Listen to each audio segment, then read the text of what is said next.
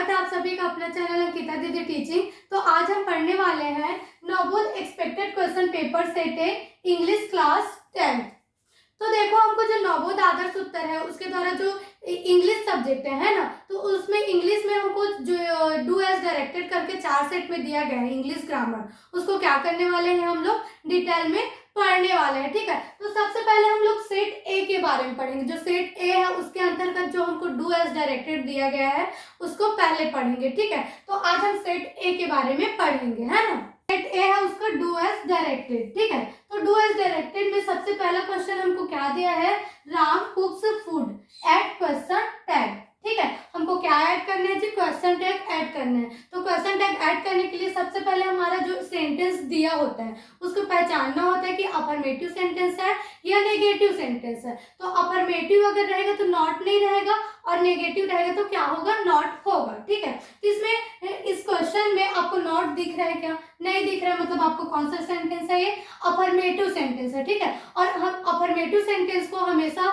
जो question tag होता है उसमें कौन सा सेंटेंस में बदलते हैं, इंट्रोनेगेटिव सेंटेंस में बदलते हैं। ठीक है, किसमें बदलते हैं जी, इंट्रोनेगेटिव सेंटेंस में। तो इंट्रोनेगेटिव सेंटेंस का सूत्र क्या होता है पता है आपको,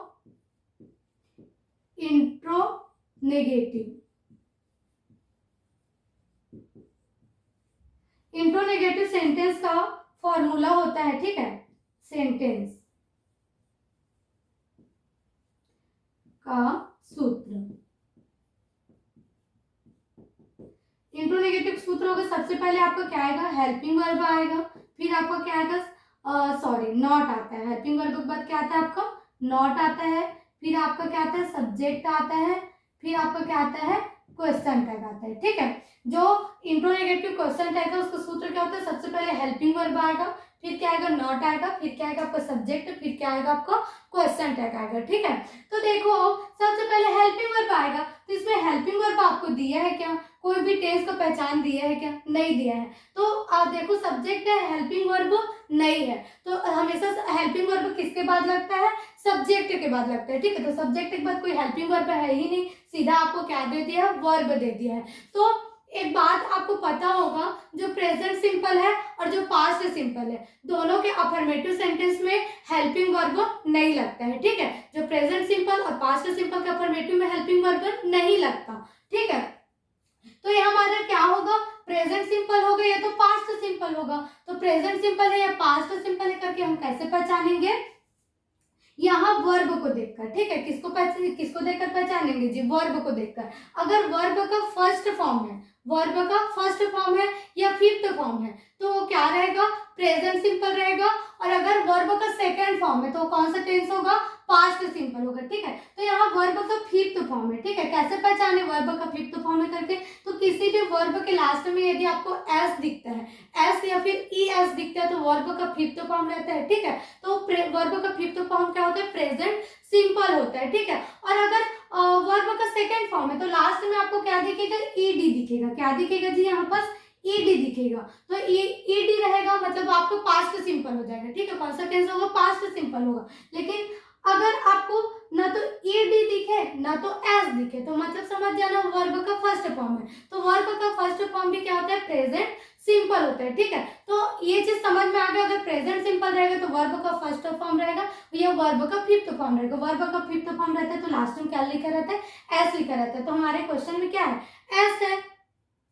और एस या फिर ईडी ना दिखे मतलब समझ जाना वर्ब का फर्स्ट फॉर्म है और कौन सा टेंस है, प्रेजेंट सिंपल है करके। ठीक है, लेकिन यहाँ पर क्या है, वर्ब का फिफ्थ फॉर्म है, लास्ट में आपके वर्ब में क्या दिया गया है, एस दिया गया है, मतलब प्रेजेंट सिंपल। तो देखो प्रेजेंट सिंपल के अफर्मेटिव में हेल्पिंग वर्ब नहीं लगता है। ठीक है, आपको पता होगा प्रेजेंट सिंपल के अफर्मेटिव में क्या होता है, हेल्पिंग वर्ब नहीं लगता है, लेकिन नेगेटिव, इंट्रोगेटिव और इंट्रोनेगेटिव में हेल्पिंग वर्ब लगता है। ठीक है, प्रेजेंट सिंपल के अफर्मेटिव में हेल्पिंग वर्ब नहीं लगता, लेकिन नेगेटिव, इंट्रोगेटिव और इंट्रोनेगेटिव में हेल्पिंग वर्ब लगता है। और वो भी कौन सा हेल्पिंग वर्ब लगता है, डू या डस लगता है। ठीक है जी, क्या लगता है, डू या डस।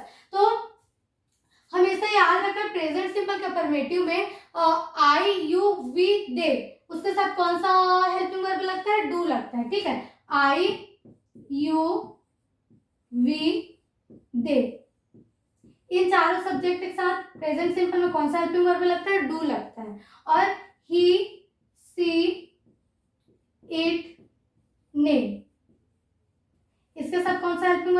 डज लगता है। ठीक, ठीक है जी, कौन सा हेल्पिंग वर्ब लगता है? डज। तो यहाँ पर आपको सब्जेक्ट कौन दिया गया है? राम। राम क्या है? एक नेम है, और नेम के साथ कौन सा हेल्पिंग वर्ब आता है? डज आता है। तो यहाँ पर कौन सा हेल्पिंग वर्ब आ जाएगा जी? डज आ जाएगा। ठीक है, डज।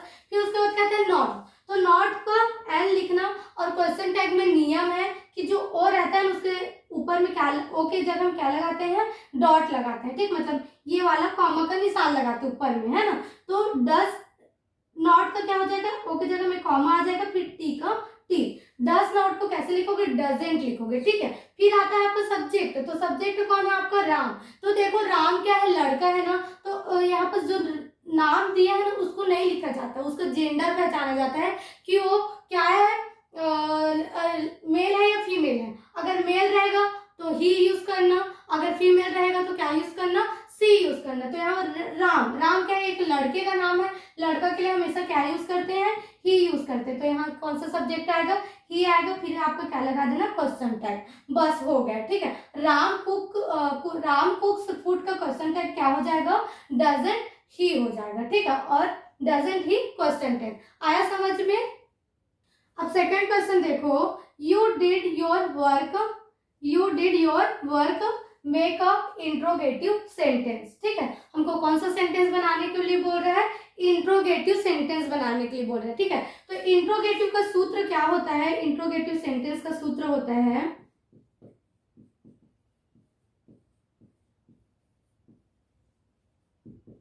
इंट्रोगेटिव सेंटेंस का सूत्र।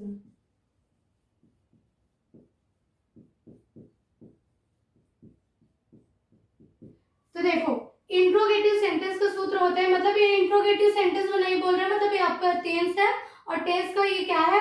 अफर्मेटिव सेंटेंस दिया है। ठीक है, क्या दिया है? अफर्मेटिव। तो उसको किस में बदलना है? इंट्रोगेटिव में। तो इंट्रोगेटिव में हमेशा याद रखना, जो हेल्पिंग वर्ब होता है वो कहाँ आता है? सामने में आता है।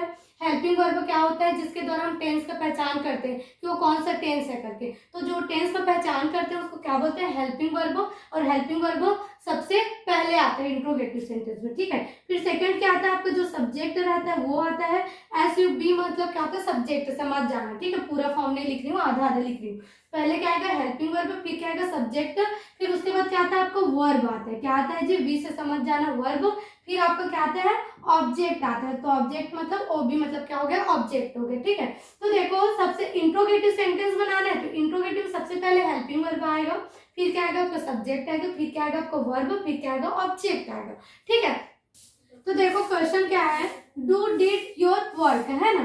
तो अब इसको किस में बदलना है? इंट्रोनेगेटिव में बदलना है। तो इंट्रोनेगेटिव के लिए सबसे पहले क्या चाहिए? हेल्पिंग वर्ब चाहिए। तो हेल्पिंग वर्ब आप डिड बोलोगे, है ना। तो यहाँ पर जो क्वेश्चन है ना वो क्या है पता है आपको? इसमें जो डिड दिया गया वो आपका हेल्पिंग वर्ब नहीं है, बल्कि क्या है? ये वर्ब है। अगर ये हेल्पिंग वर्ब होता तो यहाँ क्या होता? वर्ब होता।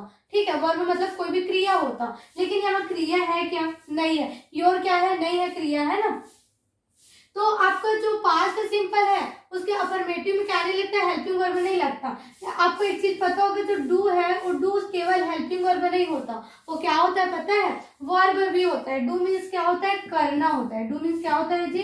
करना होता है। और डू का सेकंड फॉर्म क्या होता है? डीड होता है। ठीक है, डू का सेकंड फॉर्म क्या होता है जी? डीड। डू फर्स्ट फॉर्म और डीड क्या है? सेकंड फॉर्म, है ना। तो वर्ब का सेकंड फॉर्म कौन से टेंस पे लगता है? पास्ट सिंपल के अफर्मेटिव में लगता है। देखो पास्ट सिंपल के अफर्मेटिव में हेल्पिंग वर्ब नहीं लगता, और जो वर्ब रहता है उसका कौन सा फॉर्म लगता है? Second form. तो देखो यू डिड, यहाँ पर ये हमारा जो क्या है? वर्ब का सेकंड फॉर्म है। अगर ये डिड भी हेल्पिंग वर्ब होता है, लेकिन डिड अगर हेल्पिंग वर्ब होता तो यहाँ जरूर वर्ब होता है, लेकिन यहाँ तो वर्ब है ही नहीं। तो डिड हमारा जो हेल्पिंग जो है वो हेल्पिंग वर्ब ना होकर क्या है? वर्ब है। तो इसको अब हमको समझ में आ गया क्या है? पास्ट सिंपल का अफर्मेटिव है। ठीक है, तो पास्ट सिंपल के अफर्मेटिव को किस में बदलेंगे? इंट्रोनेगेटिव में बदलेंगे। तो हमेशा याद रखना, जो पास्ट सिंपल के अफर्मेटिव में जो हेल्पिंग वर्ब है वो हेल्पिंग वर्ब है वो नहीं लगता, लेकिन नेगेटिव इंट्रोनेगेटिव में हेल्पिंग वर्ब लगता है। तो हमको किस में चेंज करने के लिए बोल रहे हैं? इंट्रोगेटिव में तो हेल्पिंग वर्ब आएगा। तो कौन सा हेल्पिंग वर्ब आएगा जी? डीड आता है। हमेशा याद रखना, पास्ट सिंपल में कौन सा हेल्पिंग वर्ब आता है? डीड आता है। तो डीड आ गया, फिर क्या आएगा? सब्जेक्ट। तो सब्जेक्ट कौन है? यू, तो यू आ जाएगा। फिर क्या है वर्ब, तो वर्ब इसमें कौन है, डू है, ठीक है, कौन है जी, सॉरी डिड है। तो देखो जो पास्ट सिंपल के अफर्मेटिव में तो वर्ब का सेकंड फॉर्म लगता है, लेकिन नेगेटिव, इंट्रोगेटिव और इंट्रोनेगेटिव में वर्ब का कौन सा फॉर्म लगता है, फर्स्ट फॉर्म लगता है। तो डिड का फर्स्ट फॉर्म क्या हो जाएगा, डू हो जाएगा, ठीक है, क्या होगा जी, डू हो जाएगा। तो डिड यू डू, फिर क्या आता है आपका ऑब्जेक्ट, तो ऑब्जेक्ट कौन है आपका, योर वर्क, तो योर वर्क, वर्क आ गया, ठीक है, योर वर्क। इंट्रोगेटिव बोला इसलिए लास्ट में क्या आएगा, क्वेश्चन मार्क आएगा ना। Did you do your work, आया ना समझ में। अब तीसरा क्वेश्चन देखो, ही प्लेस हॉकी, ठीक है, क्या बोल रहे हैं, he plays hockey, make a sentence emphatic using do does did, ठीक है, हमको कौन सा सेंटेंस बनाना है जी, एम्फेटिक सेंटेंस बनाना है, ठीक है। एम्फेटिक सेंटेंस मतलब क्या होता है, डू डज या डिड का यूज करना रहता है। तो इसका मतलब क्या होता है पता है, एम्फेटिक सेंटेंस में जो प्रेजेंट सिंपल होता है और पास्ट सिंपल होता है, ठीक है, तो उसको प्रेजेंट सिंपल और पास्ट सिंपल का अफर्मेटिव में हेल्पिंग वर्ब नहीं लगता, ठीक है, लेकिन जो एम्फेटिक सेंटेंस रहता है उसमें प्रेजेंट सिंपल और पास्ट सिंपल का अफर्मेटिव में भी हमको क्या लगाना पड़ता है, डू डज डिड लगाना पड़ता है, ठीक है।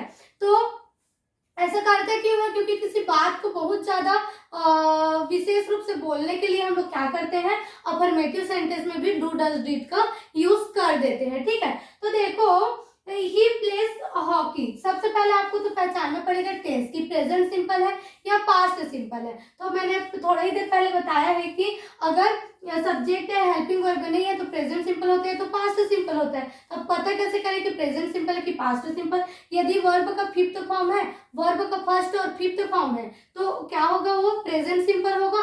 अगर वर्ब का सेकंड फॉर्म है तो क्या होगा, पास्ट सिंपल होगा, ठीक है। तो प्रेजेंट कैसे पहचाने कि फर्स्ट फॉर्म क्या है, फिफ्थ फॉर्म क्या है और सेकेंड फॉर्म क्या है। अगर किसी भी वर्ब के लास्ट में एस दिखता है तो वर्ब का फिफ्थ फॉर्म है, ठीक है। अगर किसी भी वर्ब के लास्ट में क्या दिखता है आपको, ईडी दिखता है तो वो क्या है, वर्ब का सेकेंड फॉर्म है। और अगर कोई वर्ब के लास्ट में ना तो एस दिख रहा है ना तो ईडी दिख रहा है तो समझ जाना वर्ब का फर्स्ट फॉर्म है। तो अगर वर्ब का फर्स्ट और फिफ्थ फॉर्म है तो कौन सा टेंस है, प्रेजेंट सिंपल है।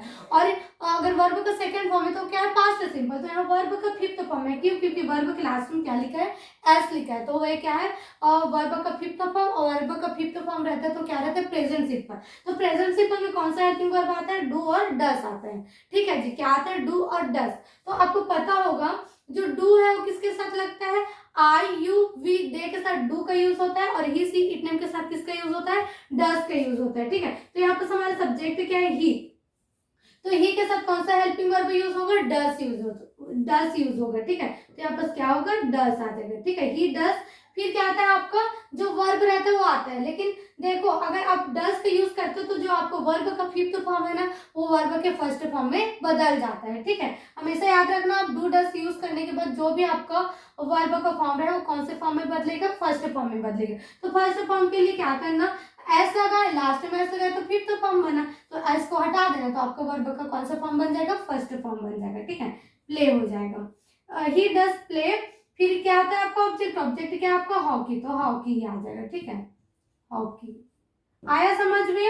ही प्लेस हॉकी का एम्फेटिक सेंटेंस क्या हो जाएगा, ही डज प्ले हॉकी हो जाएगा, ठीक है। चौथा क्वेश्चन देखो, we won the match, change the voice, ठीक है, हमको क्या बोल रहे हैं, वॉइस में चेंज, वॉइस में चेंज करना है, ठीक है। तो देखो वॉइस में चेंज करना रहता है तो सबसे पहले हमको सेंटेंस को क्या पहचानना रहता है, टेंस पहचानना रहता है, कि टेंस की पहचान करना होता है कि कौन सा टेंस है करके, ठीक है। तो देखो वी वॉन द मैच, ठीक है, वी वॉन द मैच, तो ये टेंस कौन सा है हमको कैसे पता चलेगा, देखो सब्जेक्ट है, सब्जेक्ट के बाद हेल्पिंग वर्ब दिया है आपको, क्या नहीं दिया है, तो हेल्पिंग वर्ब नहीं दिया मतलब प्रेजेंट सिंपल हो गया तो पास्ट सिंपल होगा, क्योंकि प्रेजेंट सिंपल का अफर्मेटिव और पास्ट सिंपल का अफर्मेटिव में ही हेल्पिंग वर्ब नहीं लगता। तो वर्ब का सेकंड फॉर्म हो तो क्या होता है, पास्ट सिंपल होता है, और वर्ब का फर्स्ट फॉर्म हो तो क्या लगता है, फर्स्ट फॉर्म या फिफ्थ फॉर्म रहता है तो क्या रहता है, प्रेजेंट सिंपल होता है, ठीक है। तो यहाँ वर्ब का सेकंड फॉर्म दिया है, ठीक है। देखो विन है ना,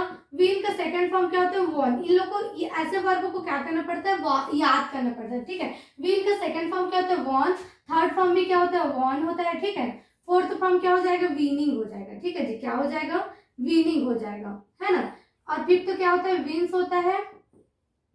और 6 होता है टू विन, है ना। तो यहाँ क्या है, विन तो फर्स्ट फॉर्म हो गया, यहाँ तो वर्ब का सेकंड फॉर्म दिया है, ठीक है। अब बोलोगे वर्ब का सेकंड फॉर्म और थर्ड फॉर्म तो दोनों सेम ही होता है, तो अगर ये थर्ड फॉर्म रहता तो यहाँ जरूर हेल्पिंग वर्ब होता, लेकिन ये सेकंड फॉर्म में इसीलिए यहाँ क्या नहीं दिया है, वो हेल्पिंग वर्ब नहीं दिया है, ठीक है। तो वर्ब का सेकंड फॉर्म कौन सा टेंस में लगता है, प्रेजेंट पास्ट सिंपल में लगता है, ठीक है जी। किसमें लगता है, पास्ट सिंपल में लगता है ना।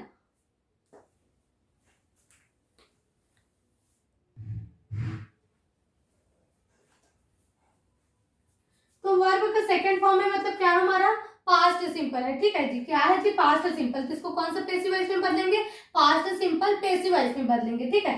तो देखो पास्ट सिंपल के अफर्मेटिव में हेल्पिंग वर्ब नहीं हेल्पिंग वर्ब नहीं लगता, लेकिन जब हम पैसिव वॉइस में बदलेंगे ना, पास्ट सिंपल पैसिव वॉइस में बदलेंगे तो जो अफर्मेटिव सेंटेंस है उसमें भी हेल्पिंग वर्ब लगता है।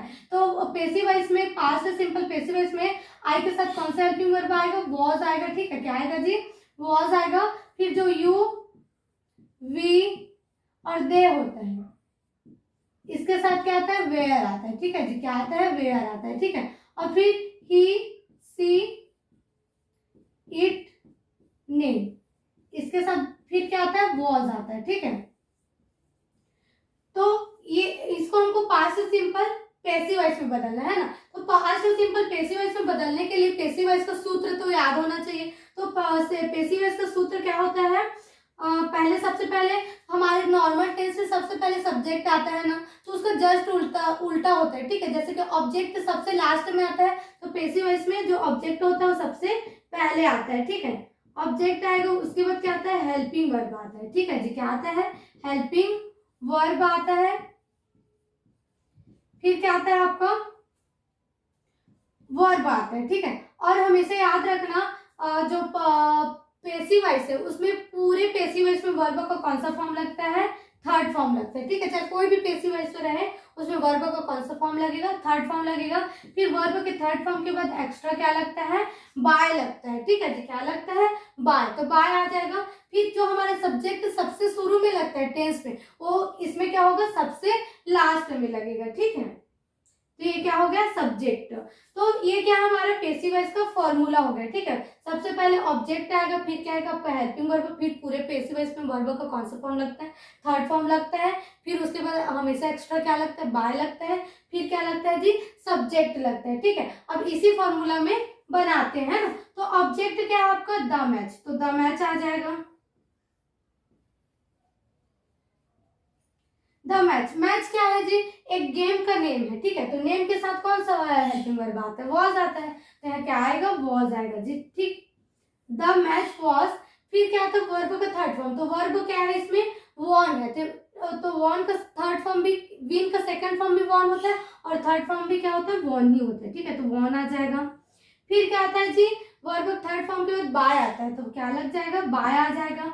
फिर सब्जेक्ट क्या है आपका, वी, तो वी का पैसिव वॉइस, वी का आपको पैसिव वॉइस में किस में बदलना पड़ेगा, अस में बदलना पड़ता है, हमेशा याद रखना। वी का पैसिव वॉइस में क्या हो जाता है, अस हो जाता है। जैसे अस रहेगा तो वी बनेगा और वी रहेगा तो क्या बन जाएगा, अस बन जाएगा, ठीक है। तो वी वॉन द मैच का पैसिव वॉइस क्या हो जाएगा, the match was won by us, ठीक है। आया समझ में। अब पांचवा देखो, it has been raining 2 hours, ठीक है।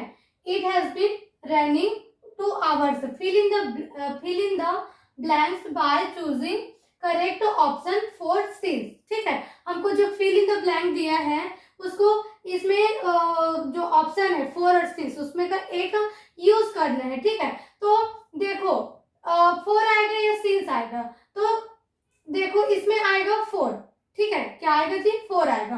क्यों आएगा, क्योंकि जो फोर है उसका यूज किसके लिए होता है, अनिश्चित समय के लिए होता है। हमेशा याद रखना, अगर ऐसा समय जो निश्चित नहीं है वो क्या होता है, उसके लिए फोर यूज होता है। और ऐसा समय जो निश्चित है,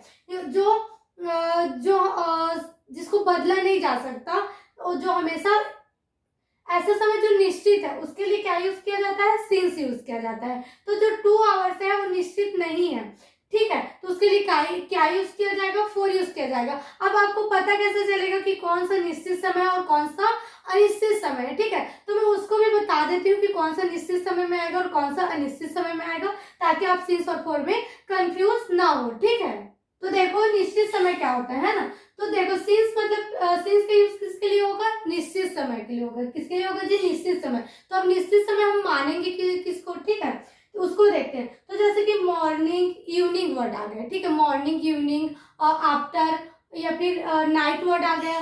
तो ये सब क्या होता है, जो हमारे पहर के नाम होते हैं, ठीक है। दिन में सुबह होना तय है, कल का हम रहे या ना रहे, कल क्या होगा, सुबह होगा। सुबह के बाद क्या होगा, दोपहर होगा। दोपहर के बाद क्या होगा, शाम होगा। और शाम के बाद क्या होगा, रात होगा। तो एकदम निश्चित है ना ये समय कि सुबह के बाद दोपहर आएगा, दोपहर के बाद शाम आएगा, शाम के बाद रात आएगा। तो अगर आपको मॉर्निंग इवनिंग नाइट या फिर आफ्टर कुछ भी दिखता है, तो आप उसके लिए क्या यूज करना, सिंस यूज करना, ठीक है। अब आता है मंडे संडे। तो ये क्या है, हफ्तों के नाम है ना। तो देखो मंडे संडे भी कितना है कि नहीं, कि आज क्या है, सोमवार है, तो कल क्या रहेगा, मंगलवार। और कल मंगलवार है तो परसों क्या रहेगा, बुधवार रहेगा।